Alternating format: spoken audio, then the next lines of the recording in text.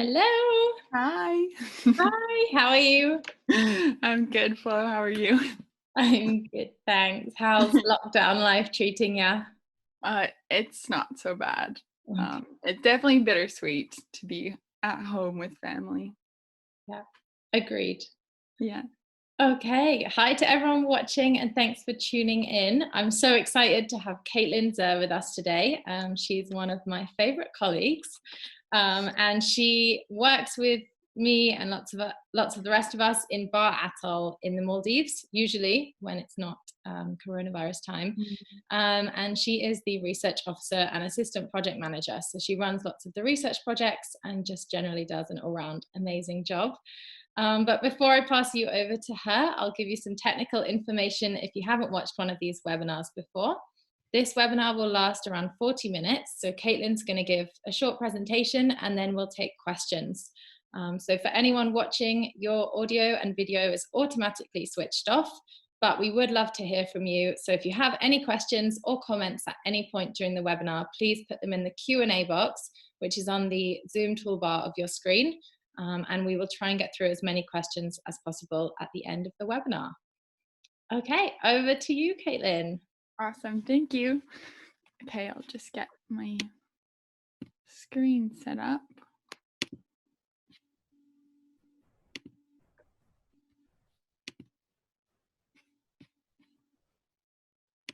Okay. Perfect. Awesome. That looks okay? Yeah, looks great. Right. Thanks. Okay. If someone were to ask me what field work looks like, I'd probably give you a very different answer depending on when you ask me. I grew up in the Canadian prairies in the middle of Canada. My dad's a farmer, so the first 20 years of my life, I was completely surrounded by these vast open fields, like the ones in the image you see on the left. I did all my learning and exploring in the dirt. Now, when I think about fieldwork, I'm transported to this alternate world in the middle of the Indian Ocean, where I get to explore the ocean with some incredible people working towards learning more and researching manta rays in the Maldives. I'm hoping that by sharing my story of how I went from the image on the left to the image on the right, you'll feel maybe you'll feel encouraged to pursue a career in marine science if that's what you're thinking, or maybe this will be a great time for someone who's already in this realm to think back and reflect on how far you've come and maybe where you might want to go next. Um, yeah, having worked in with the Maldivian Manta Ray Project for almost a year, I definitely know that I have a lot more to learn and a lot of room to grow. But I think I've definitely learned some valuable lessons so far in my experience. So I hope that if you're thinking of doing something that seems really challenging right now, after this presentation, maybe it won't feel like such a big and scary thing, and you'll realize that just by taking small steps, you can really achieve what seems impossible. Okay, so if I had to summarize what I've learned so far into kind of four separate points, I'd probably say that this is it. You have to find your motivation, really attach yourself to your cause, make connections, personal connections along the way. You push through the fear that you definitely feel at some point, and all the while you expect the unexpected. I'm going to try to tell you some personal stories that have led me to kind of learn these lessons. And I also want to try and give a really realistic view of what it's like to really work in this field and to work towards a career like this. So I also want to present some of the myths that might be associated with these lessons, and also the truths that I've come to learn. When I was 8 years old, I started saying that I wanted to be a marine biologist. Excuse me. But I honestly didn't really know why. I had only I think the first time I really saw the ocean was when I was 12 years old. So it's hard for me to articulate where this passion kind of came from. But by the time I turned 20, I really wanted to take this goal seriously. I was halfway through an undergraduate degree here in Saskatchewan, and I really wasn't satisfied with that. So I decided that it was time to kind of pursue this dream. I knew that I had to do something that would encourage me to push forward and not be so scared. I had to find a way to connect myself to the ocean, and I knew that if I understood the ocean more deeply, I would be brave enough to kind of follow this instinct and chase the dream. So I decided I wanted to get my dive master. It was the first time I traveled alone, and I flew to Honduras, where I completed my dive master internship. I was definitely not a good diver at first, super clumsy and awkward, as probably a lot of divers would relate to at the beginning. And yeah, it was. I think at first it made me doubt if I was doing the right thing.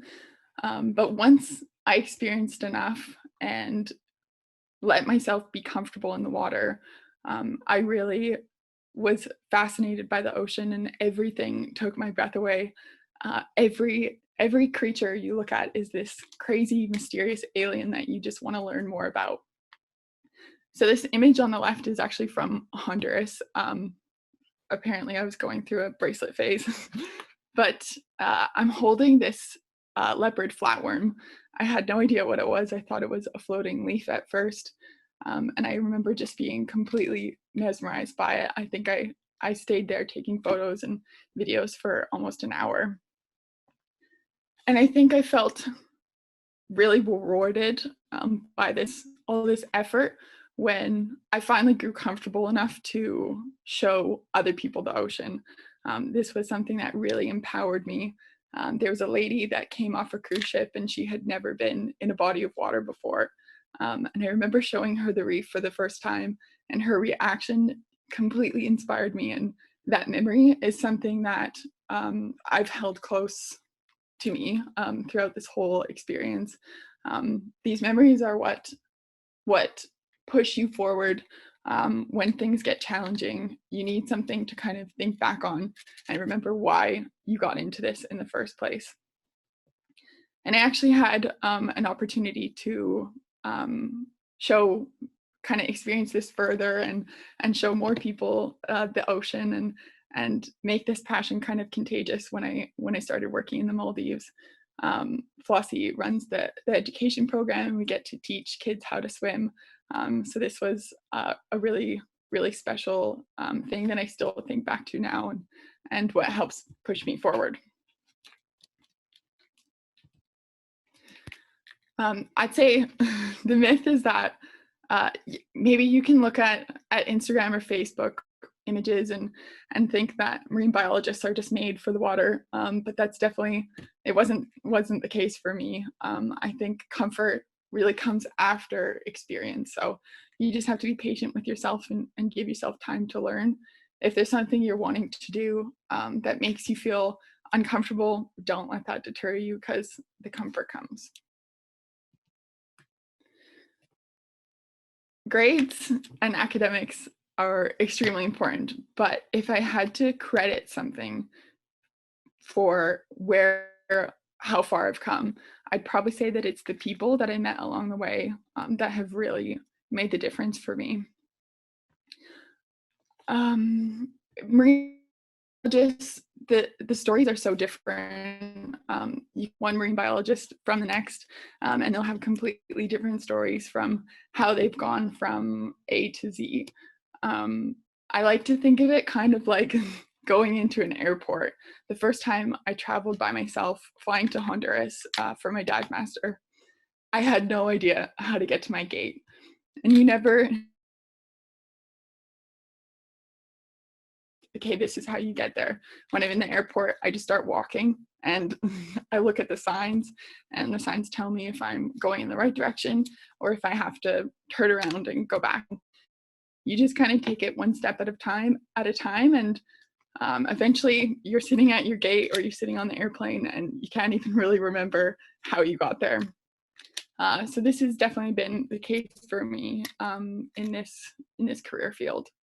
When I was working in Mexico, collecting data for my honors project, I met someone who actually worked for Manta Trust in the past. I didn't even know what it meant. I realized that this is really what I wanted to do next. So I went for it and applied. Yeah, I had no idea what was yet to come. But I wanted to be strategic, and I knew that Manta Trust had a really good reputation for hiring people after an internship. So I thought that this was a really good opportunity and a good option for me to take a step forward. This is kind of controversial in this field. Unpaid experience is definitely not kind of looked at optimistically, I think sometimes, but I think I want to caution people that all experience is purposeful, and even if something's not quite what you expected, you never know who you're going to meet. I think these people we meet along the way really help reveal the next step for us.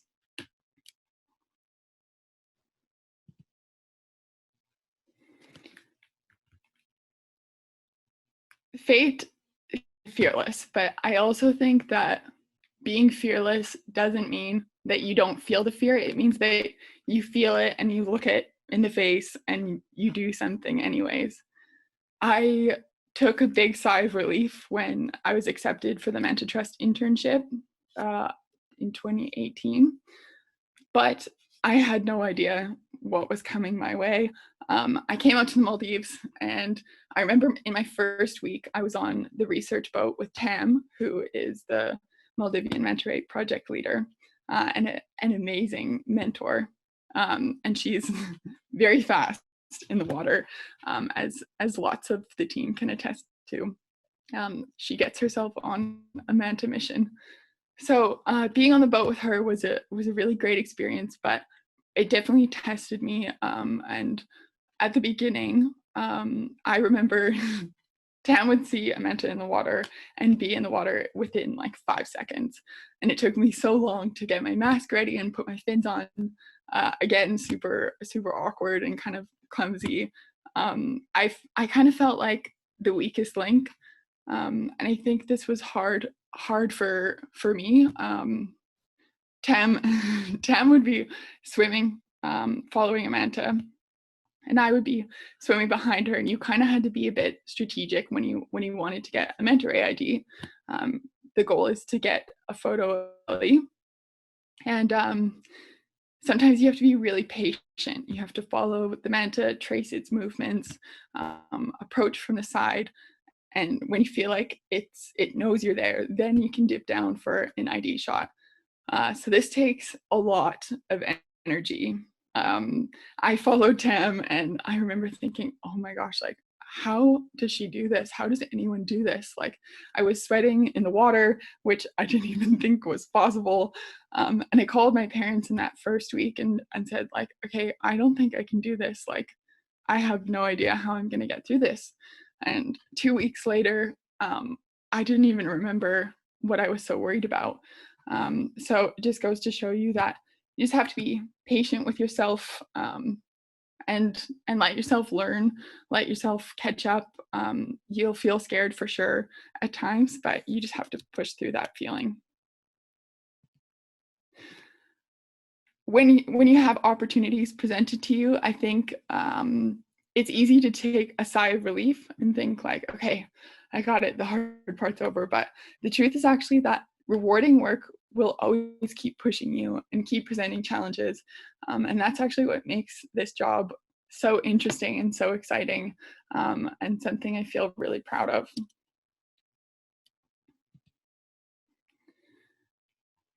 when you push through that fear, you are often rewarded.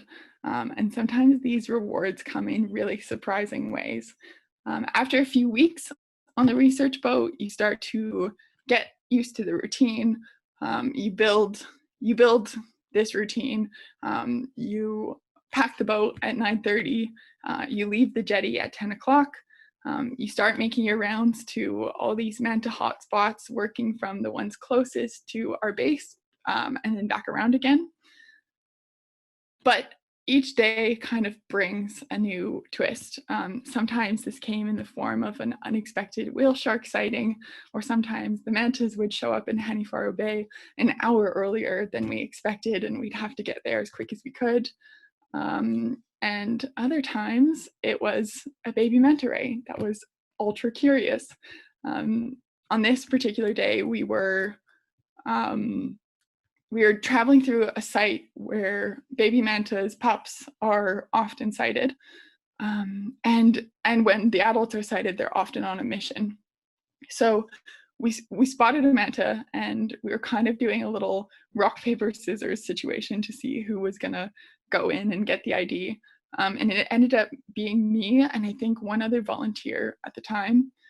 So we got in the water, and just as I'm getting ready to try and get the ID, this manta flips over in the water, and it's just looking at me. So I'll try and play this video for you guys so you can see the moment in action.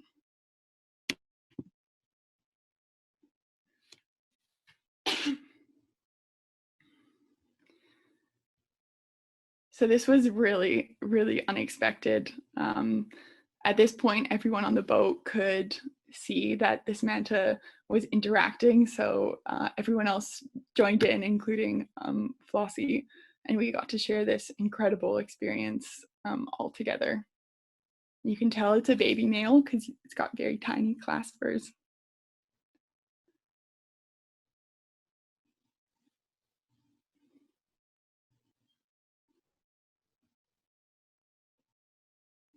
I had to float back up to the surface to get some air, and he came with me. That was a really, really cool moment and something I'll definitely never forget.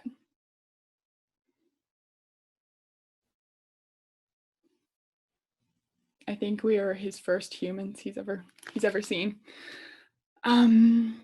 Sometimes rewards don't, or surprises don't always come in the form of rewards, like COVID, for example. I never would have thought I'd be back living with my family on this farm, but here I am.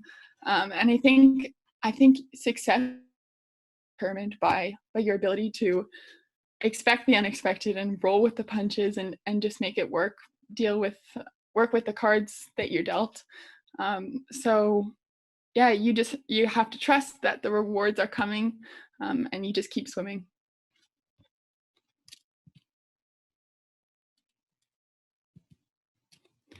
Okay, I hope that was informative and helps you guys get a better idea of what's in store for someone who is hoping to pursue a career in marine conservation.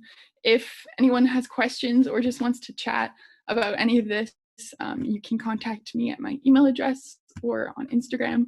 I'll try and get back to you, so feel free to reach out. Okay. Hello. Hi, Flo. Thank you so much. That was so inspirational. I remember that pup so clearly. It's one of my favorite days. I was being slightly lazy on the research boat, not getting in the water, saw it turn over, show its white belly, and it just kept doing it. And I remember I was on the boat with a couple other people and we were like, oh my God, get in.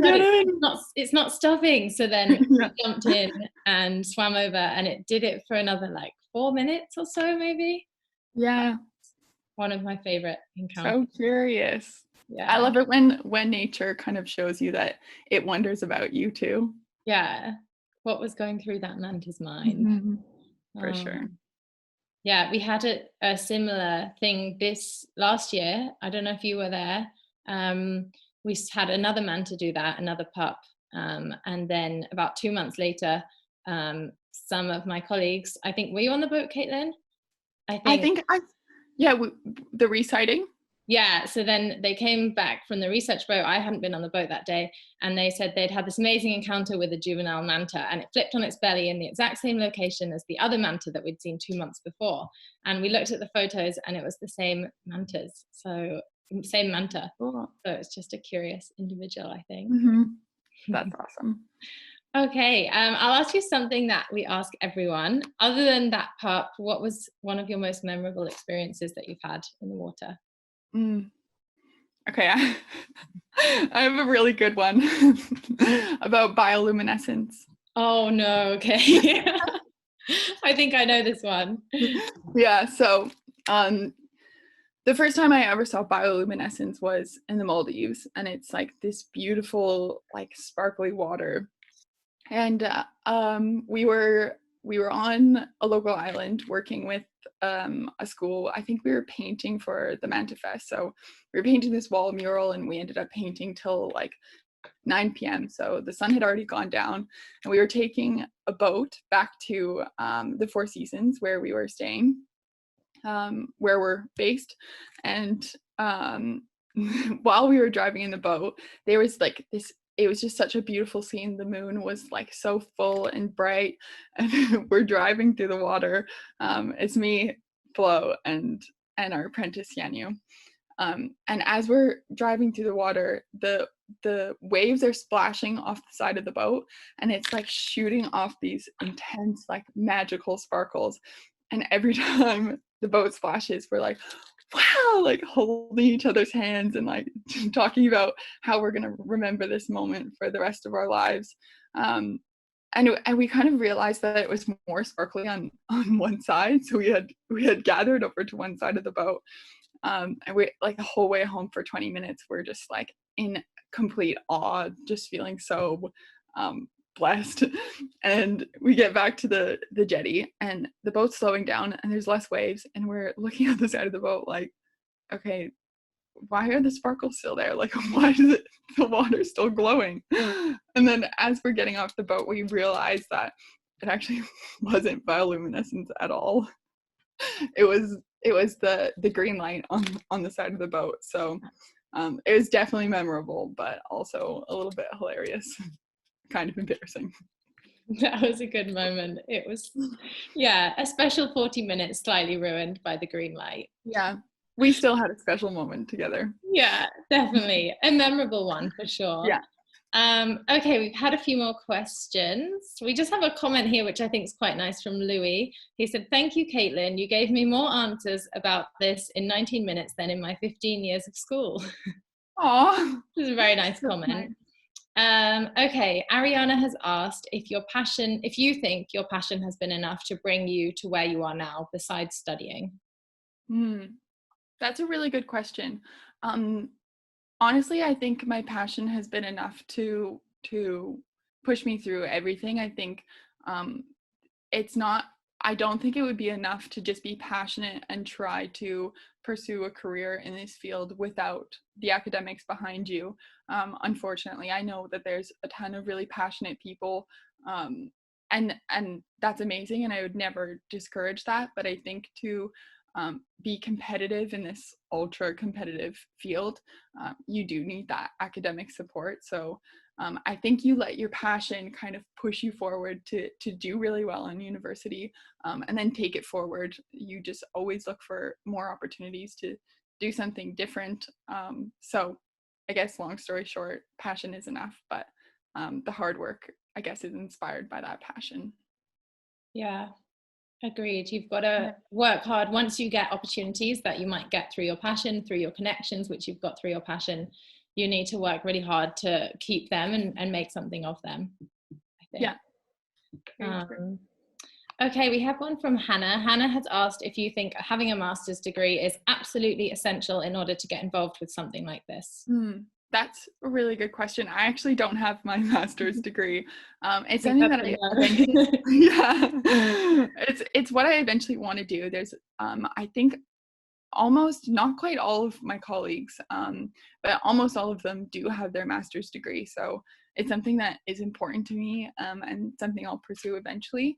But it's definitely not necessary to get into this field. I think if you have a strong academic background, I did an honors project in my undergrad, so that kind of gave me some practical experience doing some research. But even if you don't do an honors degree, you can still get practical experience from volunteering with different organizations or NGOs. So yeah, master's degree, not necessary, but definitely does look good, and something I for sure want to do eventually. Okay, cool. Thank you. We've had one from Laura asking what project you're working on in the Maldives. Okay, yeah. So I'm working in Baa Atoll. I feel super lucky because it's an amazing hotspot for tons of feeding and also cleaning manta rays. Something I'm working on at the moment is this project called the Eyes on the Reef. We have developed these long-term time-lapse cameras that sit down at coral cleaning stations where the mantas come to get picked clean of parasites and bacteria. And we leave these time-lapse cameras there for up to 18 days, and they take a photo every single minute. So now we have this huge collection of images of mantas, of fish, and a whole bunch of things actually that we're going through and analyzing now to try and figure out when the manta's clean, if it's related to any environmental variables, what kind of dictates their cleaning patterns. So yeah, that's a really cool project that's in progress now. It's kind of an ideal project to work on during lockdown as well, isn't it?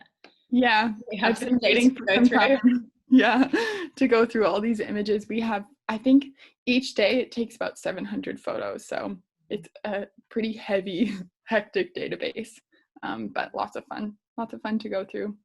Okay, cool. Thank you. We've had one from Harrison. He has been tuning in a lot, so hi, Harrison. Yeah. Hi, Harrison. Harrison says hi, and he lives just down the road from you in Alberta. I don't actually know Canadian geography that well. And his family is from Melville, which apparently is near you. Oh, that's so cool. Yeah, I used to play baseball there. So Harrison said he's wanted to be a marine biologist since he was 7, and he's now almost 13, and he's wondering where you would recommend for him to go to university in Canada to be able to do this. Aw, that's amazing. Yeah, I mean, I started in Saskatchewan, and actually a lot of my credits transferred over to some of the coastal universities to their programs. So I was trying to decide if I was going to go to BC or to Halifax, to Dalhousie, and I ended up going to Dalhousie because they have these really good practical programs where you can study and get work experience at the same time. They're called the co-op programs. So I definitely would look into that at Dalhousie University. There's also some amazing world-renowned researchers that work there, and incredible people. It's a really fun city to live in, and it kind of reminds me of the prairies. The lifestyle there is really relaxed and a lot of fun. So I'd probably recommend the East Coast, but BC is also a great place to study. I know they have great programs as well. Okay, awesome. I think Harrison has a good career ahead of him. Yeah. He's got the passion. Yeah. Okay, this is a big one. We have one from Izzy, and she has asked, what is your greatest ambition as a marine biologist? Big question. Oh, Izzy. I think my biggest motivation? Biggest ambition. Ambition. I think that what I always aim to do and what I hope to do more as I like continue on this career path, I want to find ways to make other people feel as passionate about the ocean as I feel. I think that passion is super contagious, and the only way we're going to change the world is if we make other people love it as much as we do, and love the ocean as much as we do. So I think my biggest ambition would just be to make the biggest impact on as many people as I can, to teach them about what the ocean has to offer, what it gives us on land, and just make people feel more connected to the ocean. So I hope I get a chance to do more research that really connects people to the water. Okay, cool. I really like that phrase, passion is contagious. I've just written it down. I think that's a good phrase. Okay, we have one from Rosie. She has asked where you'd like to work except for the Maldives. Yeah, so many places are so cool. I think I really want to work in Hawaii. I think there's a lot of cool things going on there. They have mantas and they have whales. So I think that would be a really fun environment to work in. And the culture is kind of similar to where I grew up. So I think I would feel a pretty good sense of belonging there. And I think that's really important to me. So yeah, I think Hawaii would be pretty amazing. Yeah, I don't think Hawaii would be too bad. I'll definitely come visit. Okay, we have one from Sally. So you spoke about how at first you slightly feared the ocean, and it's not always natural for marine biologists to just feel immediately at home in the ocean, which I completely agree with. What is your scariest moment in the ocean? Have you had any scary moments recently?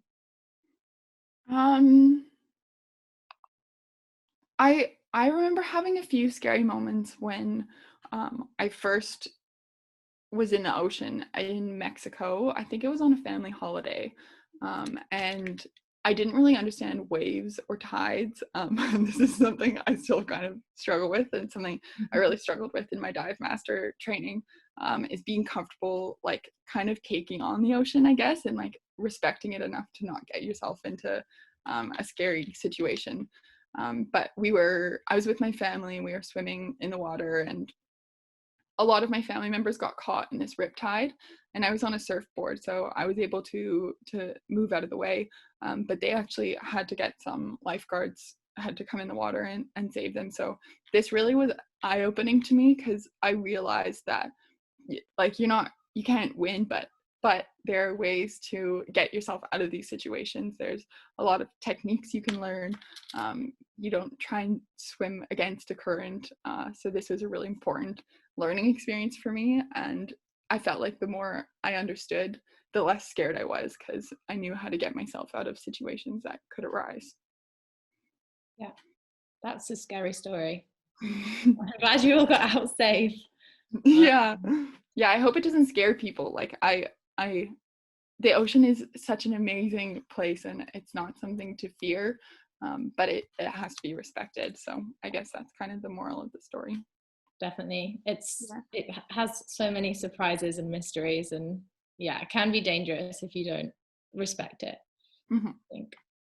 Okay, we have one from Yanni. Hi, Yanni. Yanni is our Maldivian apprentice from last year. So he's asking, how do you manage to fit in with new people in new places? Oh, yeah, that's a great question. I'd like to think that I'm good at this, but I don't know if my friends would agree. I think whenever you're in a new place, you have to figure out what the culture is of that group. What does everyone connect with? I think you have to work from the inside out. So I'm usually like quite quiet at first, and reserved, until I kind of figure out what makes people tick and what people like. And then I start to open up a little bit more and feel like I know where my place is. So yeah, I think I just let myself settle in as slowly as I need to, and I don't have to be like out there and all crazy just off the beginning. I usually take my time and get to know the culture before I really feel like I have a sense of belonging. Okay. Yeah, I think you're very good at belonging. And anyone who meets Kaitlyn loves her. Thanks. All right, we've got a really nice one from Patricia. She said, thank you for your amazing presentation. As a university student studying biology, it's really motivated me to work harder towards my goals. My question is, in your opinion, which is the most challenging part of being a marine biologist and working in the field?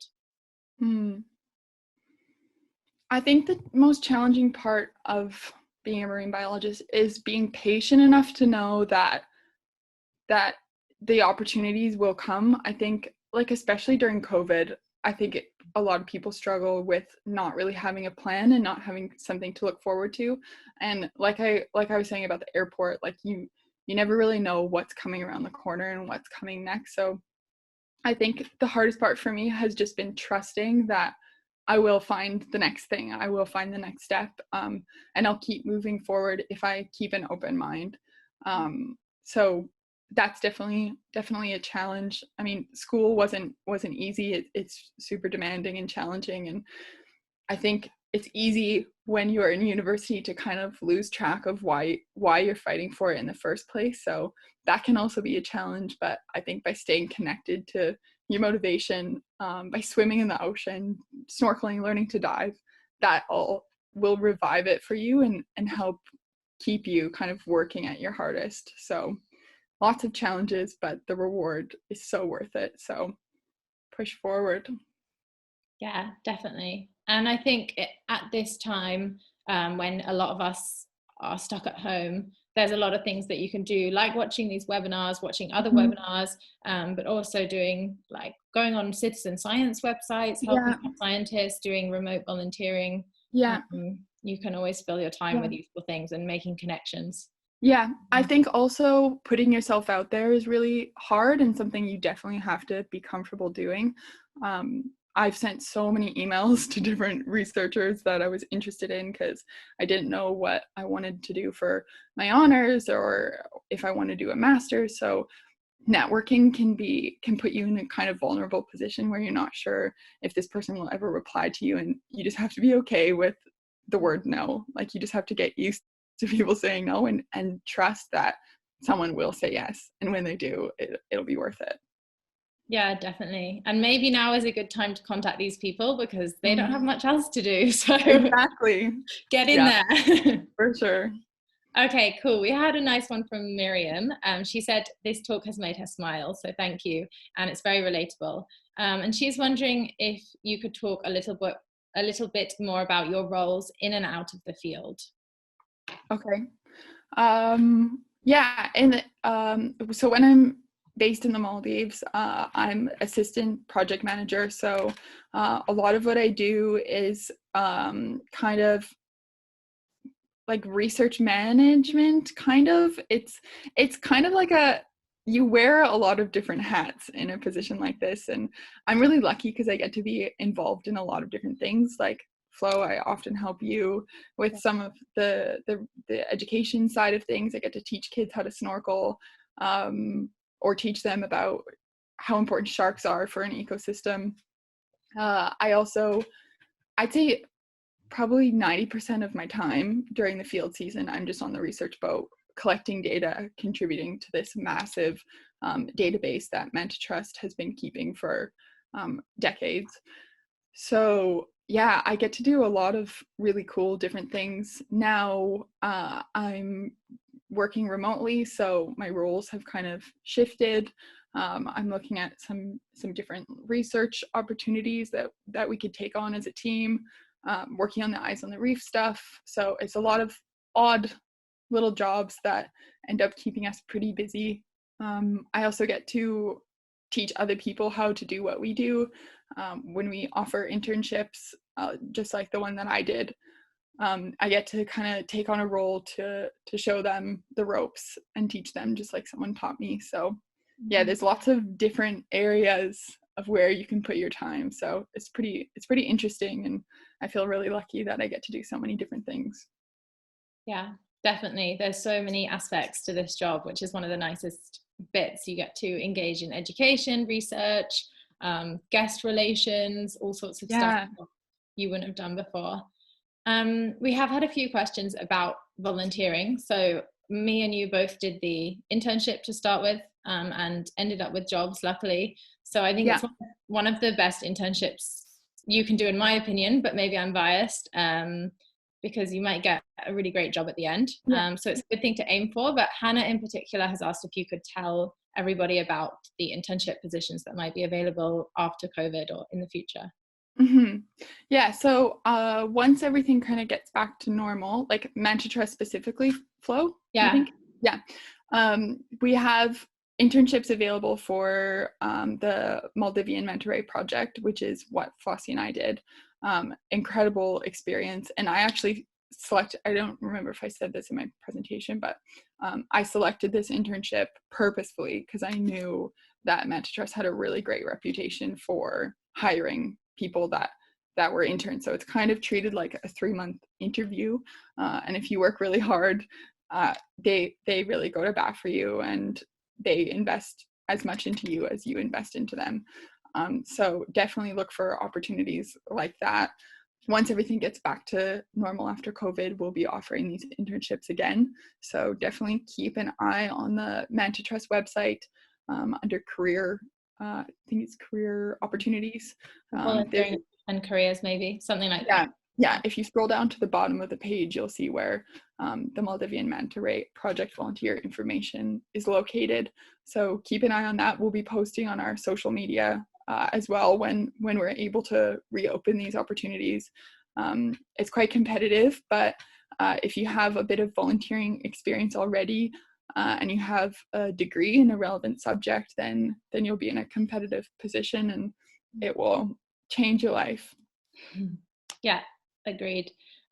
Those, I think, are advertised in January, is that right? Usually each year. And then there's a few others like in Mexico and stuff like that. So the website page usually has some good things. And there's some information for students as well. I think the page is called Studentships on the website. And that's particularly if you want to do a master's or undergraduate research project. That's for anyone to get in touch concerning that. Yeah. We have some people doing research projects with us at the moment, doing desk-based stuff. So if you're interested, it's always worth a reach out and an ask, because we have tons of data and tons of cool projects that we're always thinking of. So yeah. We do have a webinar as well for anyone interested. It's a couple weeks away. It's on the 5th of June with Bex, who's our Director of Operations, and she's going to be talking about all the ways that you can get involved with supporting Manta Trust. So she'll talk a bit more about that as well. But I think we'll go on to the last question then, Kaitlyn. And this is one I think you might have prepared for. What is your book or documentary recommendation for those that want to fill some time with ocean-related things during lockdown? So many good ones to choose from. Okay, I have 2 book recommendations. The first one is actually the book that, if I remember correctly, is actually why I wanted to become a marine biologist. I think I read it when I was pretty young, like 7 or 8. And it's called Isabel of the Whales. It's for a younger audience, but it's super inspirational. It's a really great story about how the ocean is connected to us. So definitely recommend that for any of the younger audience members that feel passionate about the ocean. And the other one is called Voices in the Ocean. It's an autobiography of this woman who, I think if I'm remembering right, it is from Hawaii. And it's her story of how she went through a really difficult time in her life, and she found a lot of peace by being in the ocean. And it's her journey of trying to figure out why she feels so connected to the sea. So that's another really good one. I've actually taken this book backpacking with me, and it's pretty big, so I wanted to leave it somewhere for someone else to read. And every time I opened a page before I left it somewhere, I'd start reading it again and be like, oh, I can't leave this. Like, I want to read it again. So I've ended up keeping it, and I'll probably read it again soon. So that's a good one. Good. I think I want to borrow that next time I see you. Sounds like a good one. Sounds good. Okay. Thank you so much, Kaitlyn. That was very inspirational, and I think it's helped a lot of people that are probably making their way into the field and have great careers ahead of them. Thanks for this opportunity. Thanks for listening, everyone. Okay, awesome. Okay. I will just share my screen. Okay.